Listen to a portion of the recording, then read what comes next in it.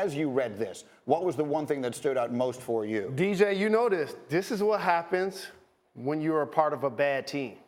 The Lakers haven't made the playoffs in the last 6 years, whether Kobe was in uniform, LeBron's in uniform, whether Magic's in the front office, whether Jeannie's owner in the team, whether Rob Pelinka's in tow. They've been a bad team. So what happens when you struggle? Everybody points fingers. It's CYA time. Each person is trying to make sure that their best interest gets covered for public consumption. And the job is halfway done still. One of the jobs was to bring in a big-time player like LeBron James. That actually happened. They failed to bring in AD, and we saw the dominoes effects of that. Will they be able to bring in another max-level free agent this offseason? That remains to be seen. Well, that's one of the questions as well, is how will this perceived, and I'm not even sure we need to attach the word perceived anymore, will this dysfunction of the Lakers dissuade any free agent who might have been considering going there? What is the first thought you had, DJ, reading this morning? Jalen, Greeny, Ty Lue dodged the bullet, baby. He did, because this dysfunction is off the charts. Okay, Luke Walton, he couldn't survive this. If you coming in as a coach, you want to put your stamp on the organization, okay? You have a plan in place in your mind how you want this team to play.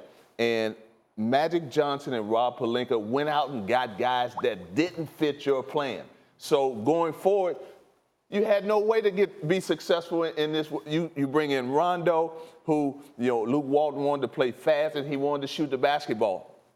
Rondo doesn't shoot the ball as well. So it's disappointing to see that Luke Walton didn't have what he needed to be successful, and that's where the dysfunction started. But also, when you talk about the two, first off, this starts with Jeannie Buss, the leader, okay? The dysfunction normally started to happen when you hire Rob before you hire Magic, but then Magic's supposed to be the final decision maker. That doesn't work. But also, on paper, with Magic and Rob making decisions, we saw them bring in Lance, Rondo, Beasley. Nobody thought that was a good idea. No. Everybody thought that could have possibly imploded in their face because they didn't have perimeter shooting.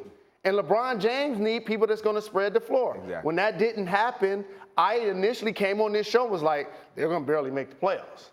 And then Stephen A was screaming at me that they would make the playoffs and make the conference finals. I'm like, trust me, this may be ugly, and it ultimately got ugly. The problem is that it was ugly on the floor, and that might have been foreseeable. It is obviously well beyond the basketball court where these problems have begun. Let me send it over to Laura for more insight from the rest of our crew. Laura. Yeah, and all these things, Greeny, are connected. Tom Thibodeau, the coach, as well as Jay Williams here. And let's start with you, Tibbs, because you know how a great organization should be run from top to bottom. As you read through this article by Baxter Holmes, what stuck out to you from a leadership standpoint? The biggest thing is leadership. When you have strong leadership, you have order. And you can discuss and debate with everyone that works within the organization, your staff, and the staffs have grown.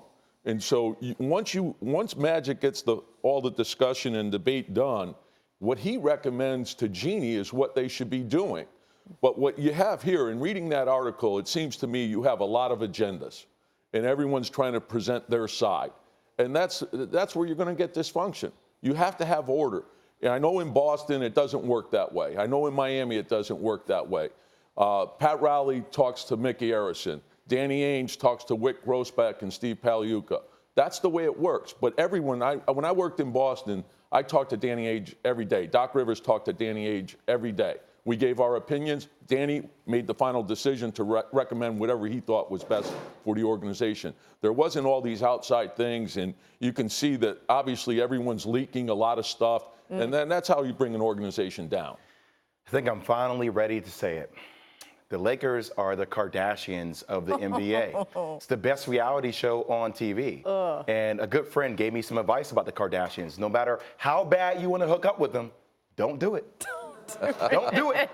I could have given you that advice too. This whole thing now, and Jalen said it starts from the top. It starts from the top. The first thing I read in the article about Linda Rambis being the shadow owner, for Jeannie Buss, like that gives you a lot of insight into what people think about Jeannie Buss and what people think about the ownership. And this whole thing has turned into a house of cards. So when you think about Jeannie Buss's role in just, if we are slicing up blame here, to use A phrase we heard earlier, blame pie. Who does deserve the most blame in your mind? I think this is everybody, Tibbs. I don't think this is on one particular person. I think obviously it starts with Jeannie Buss.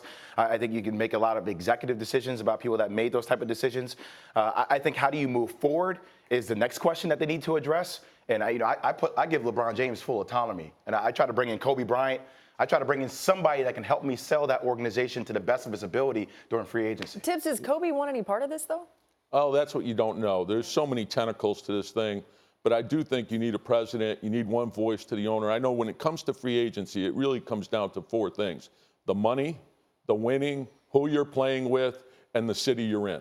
And the Lakers have that.